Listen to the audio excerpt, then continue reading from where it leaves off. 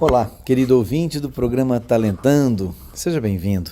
Seja bem-vindo você que nos conhece, que está sempre conosco, que é uma alegria muito grande tê-la aqui, minha amiga, meu amigo. É uma satisfação podermos compartilhar as nossas ideias, é uma satisfação suscitarmos aqui para nós todos as reflexões necessárias à nossa adaptação, ao nosso crescimento espiritual, acima de tudo, porque o programa Talentando tem como objetivo trazer à luz de todos nós o conhecimento espírita, o conhecimento da doutrina espírita, o que Allan Kardec nos deixou e, na sequência, o que os espíritos, como Emmanuel, como André Luiz e tantos outros, nos trazem através das psicografias de Francisco Cândido Xavier e de médiuns tão renomados para consolidar o nosso conhecimento, o nosso aprendizado e também apresentar a cada um de nós um programa de melhoramento, um programa para a reforma íntima, posto que estamos hoje enfrentando no mundo inteiro, em qualquer ponto do planeta, sabemos das dificuldades que acontecem, sabemos das barreiras que o ser humano encontra, muitas vezes sem refletir que as dificuldades são as ferramentas através das quais o plano espiritual propicia o crescimento. Aqueles que têm a noção, o conhecimento de que a dor é necessária, de que o programa de cada um pré-estabelecido antes da atual encarnação é um programa para o crescimento espiritual, para nos desvencilharmos de tudo que no passado nos fez mal, das nossas más tendências e também, obviamente, para saudarmos essas dívidas antigas, contraídas a partir do nosso orgulho, da nossa vaidade, dos nossos desequilíbrios. E quando paramos para pensar nos nossos desequilíbrios, no desequilíbrio mundial, nesta população que hoje habita o planeta Terra, considerando, como nos dizem as entidades, 7 bilhões e meio, 7 bilhões e tantos habitantes, como sabemos, encarnados, e os benfeitores nos dizem quase ou mais de 30 bilhões de espíritos aguardando a oportunidade da vida terrena. Significa dizer que a nossa vida é tão preciosa, meu querido ouvinte, tão preciosa, que há uma proporção de 4:1 na espiritualidade, para 4 lá para 1 encarnado, 4 espíritos esperando a chance tão excelente da vida, a chance de vir para o palco da vida, exercitar o aprendizado, exercitar aquilo que na espiritualidade é traçado com a consciência da necessidade do aperfeiçoamento e da dor. Do aperfeiçoamento em todos os sentidos e da dor como ferramenta para moldar-nos, para direcionar a cada um de nós nessa trajetória. E eu estou relacionando esse assunto hoje porque é claro que você está consciente e ciente do desequilíbrio mundial acerca do coronavírus, acerca desta influência, de alguma forma, da espiritualidade para a reflexão de todos nós, para a mudança de hábitos, para o cuidado que devemos ter. Não somente em contrairmos o vírus ou não, mas em lidarmos com o acontecimento no mundo. Porque veja só, nós que aqui sempre nos preocupamos no programa Talentando com elucidar que o nosso objetivo é, através do seu conhecimento angariado até hoje, o seu conhecimento profissional, o seu conhecimento do estudo, da sua formação, da faculdade ou não, dos cursos que você fez, o aperfeiçoamento das suas habilidades, das suas competências, através de cursos e experiências vivenciadas nas empresas, unindo tudo isso ao conhecimento espírita, favorecer com que a sua trajetória, a sua vida seja um caminhar mais saudável, mais produtivo, mais alegre, um caminhar diante dos desafios, porém com certeza de vencê-los, um caminhar otimista, um caminhar de crenças positivas, um caminhar de prosperidade. É disso que falamos sempre, enfaticamente. Outro dia, numa empresa, foi até curioso que, ao expormos um raciocínio simples e peculiar a respeito de recuperação de uma empresa, reestruturação dos seus colaboradores, reestruturação dos modelos mentais, reestruturação da sua cultura, alguém disse assim, de repente, não para mim, mas para outra pessoa, alguém disse: ah, lá vem o Vinícius, o Miguel Vinícius, que aqui é Miguel Formiga, lá vem ele falar mais do mesmo. Quando isso chegou aos meus ouvidos, antes de me machucar de alguma maneira, pelo contrário, foi como se fosse um elogio. Porque ao falar mais do mesmo, significa que eu estou tendo a perseverança, a paciência e a criatividade para falar da mesma coisa de uma outra forma. E também a consciência transformadora, que é o nome do nosso livro, consciência transformadora, transformando vidas e recuperando empresas, transformando pessoas, porque falar mais do mesmo, falar mais do que é importante, falar mais do que é processo, do que é eficiência e eficácia, mostrar a diferença entre eficiência e eficácia, que muitos não sabem, isso é falar mais do mesmo, porém, são sementes lançadas a todo instante que vão ajudar em seu florescimento as pessoas que precisam das mesmas informações e que ainda não absorveram. A semente foi lançada lá atrás em solo fértil, mas por alguma razão, ou intempérie, ou uma praga, impediram essa semente de vir à tona, de aflorar na terra e de produzir. E aí lançamos novamente a semente. Não foi isso que o Cristo fez? O Cristo lançou tantas vezes a mesma semente do amor, do perdão, da caridade, do exemplo, de tudo isso. O Cristo insistiu no semear. Quantas vezes chamou seus discípulos para falar da mesma coisa, para falar mais do mesmo, para falar mais do amor? Esse sentimento que, por mais que venhamos a repetir, sempre é válido e necessário falar mais do amor, mais da reforma íntima, porque espiritismo e reforma íntima é quase uma redundância.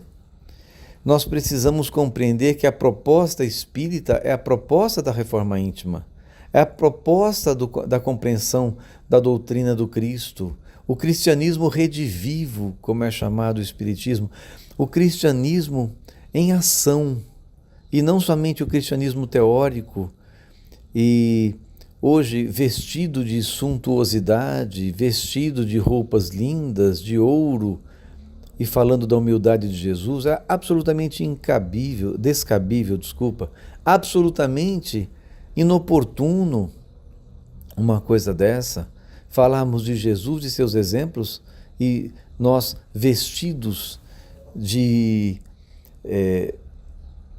ouro, vestidos de vaidade, vestidos de poder, vestidos de orgulho.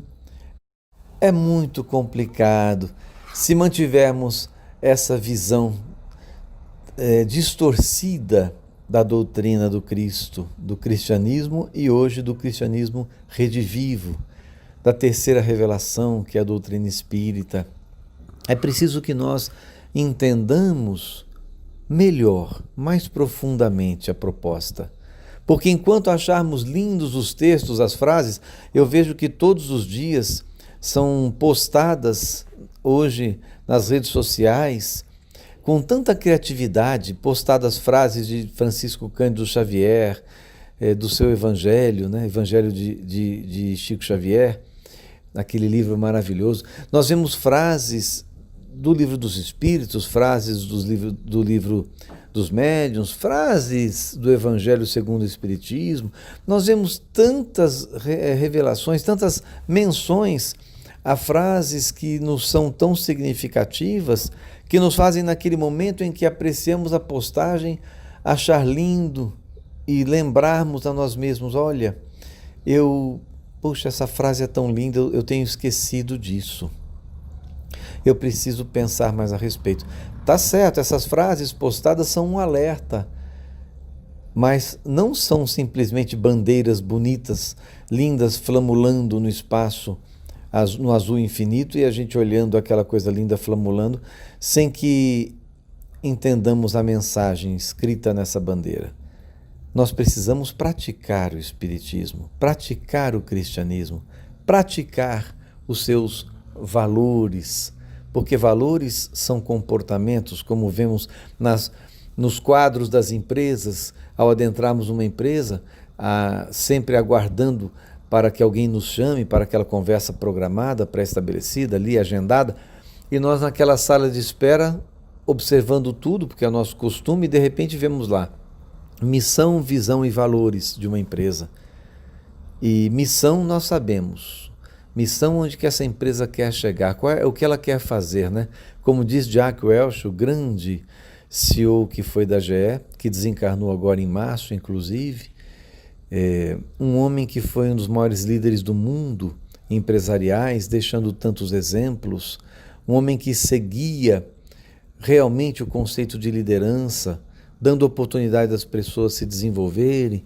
Ele disse uma vez, diante de uma pergunta num treinamento, a pessoa falou: o senhor poderia nos explicar o que é missão e que diferença faz entender a missão de uma empresa? Ele achou tão divertida. Pois é, primeiro é entender e depois saber que diferença faz entender a missão de uma empresa. E ele disse: a missão de uma empresa tem de responder a uma pergunta: como pretendemos viver perenemente nesse negócio ou deste negócio? Isso significa dizer: a minha empresa, a nossa empresa, a sua empresa, a empresa onde você trabalha hoje, seja qual for, seja uma fábrica de guardanapos, seja uma fábrica de plásticos, seja um restaurante, seja um carrinho de cachorro-quente, não importa. Como pretendo viver perenemente, para sempre, deste negócio?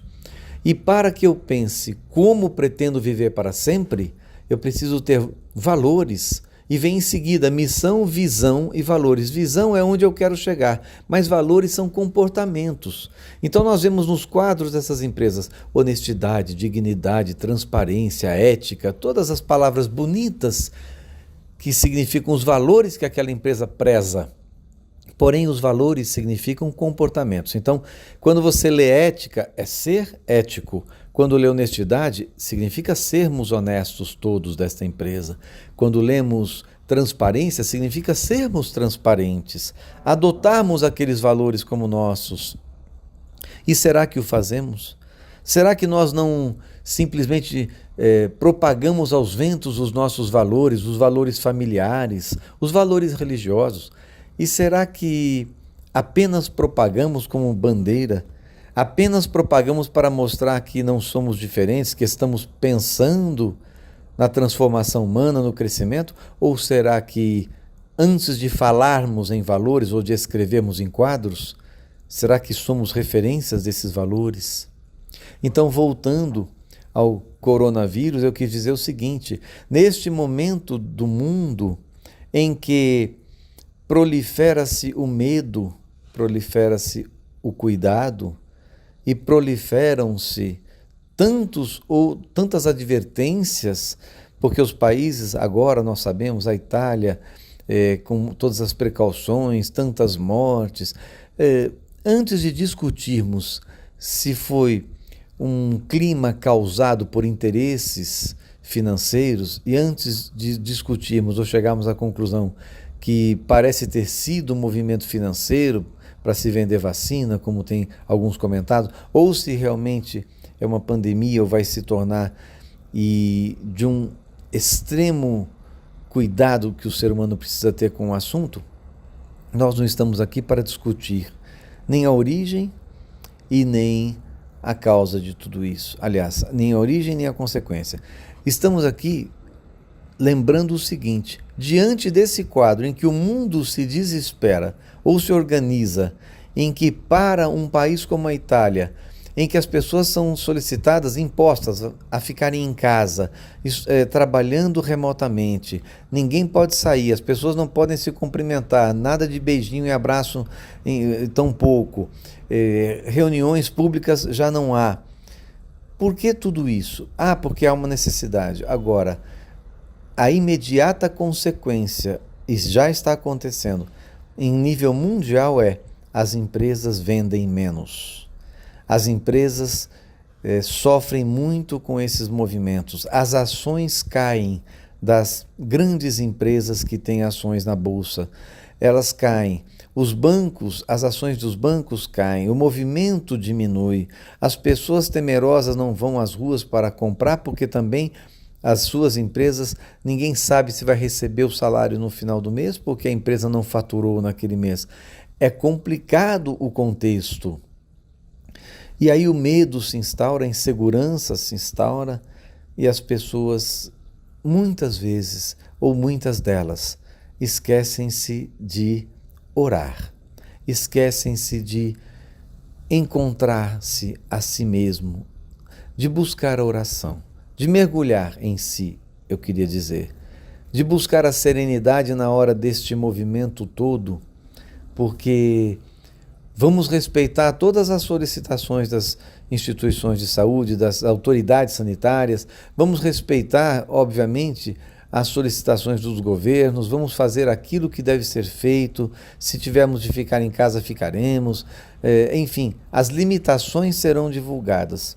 Porém, há algo que não se limita, que é o meu pensamento, que é a minha vibração, que é a minha prece, que é a minha contribuição para que o clima seja melhor, porque esta é a missão da pessoa consciente, do espírito consciente na Terra, de que deve contribuir com algo que seja o bom para todos, que possa fazer o bem mentalmente, porque se eu simplesmente entrar no clima do medo, da insegurança, desse apavoramento mundial, além de nada contribuir, sou, como todas as pessoas, alvo do vírus, seja da bactéria, seja de tudo, de todos os vírus mentais, as bactérias também mentais, não somente as biológicas. Eu quero dizer, nós sofremos o assédio não somente dos patógenos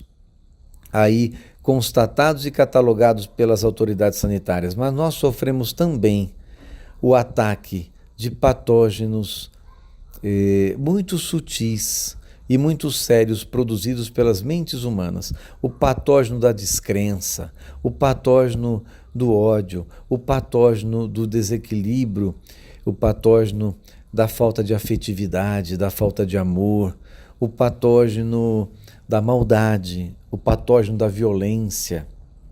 Nós sofremos todos os dias ataques talvez muito mais sérios do que este clima de medo do vírus, do coronavírus, que hoje abala a humanidade. Sofremos a atuação desses patógenos derivados do orgulho, da vaidade, do poder, da ansiedade humana. Nós sofremos o ataque de patógenos que nos destroem, quando não perdoamos alguém que nos fez algo de mal, quando não amamos ao próximo como a nós mesmos, nós nos autodestruímos quando não amamos. Por isso, exercitar o amor é antes um ato de inteligência. Exercitar o perdão é antes um ato de muita inteligência, para que as más águas, como diz o Dr. Sérgio Felipe, mágoas são más águas circulando pelo corpo. Eu não quero ter más águas circulando em meu corpo. Logo, para que essas mágoas saiam, Eu preciso favorecer que o amor se prolifere, que ele flua na linfa do meu corpo e no meu sangue.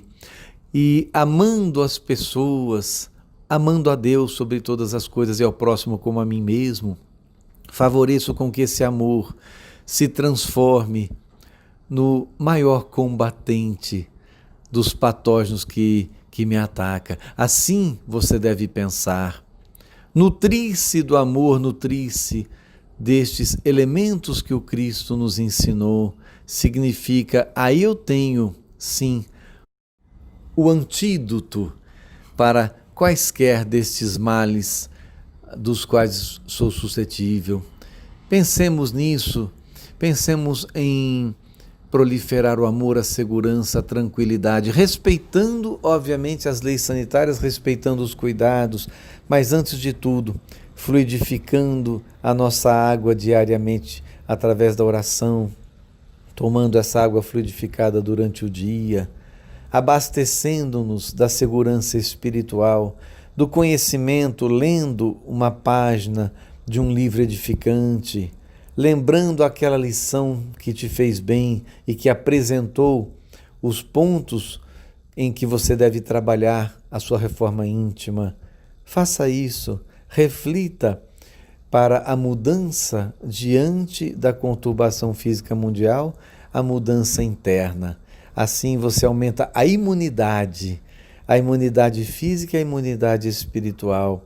Assim você se protege seguramente de todos os ataques e pode viver de forma natural, mais tranquila, porque expostos a todos os patógenos, sejam físicos ou espirituais, nós estamos todos os dias, independentemente de coronavírus ou de qualquer que seja o próximo que venha.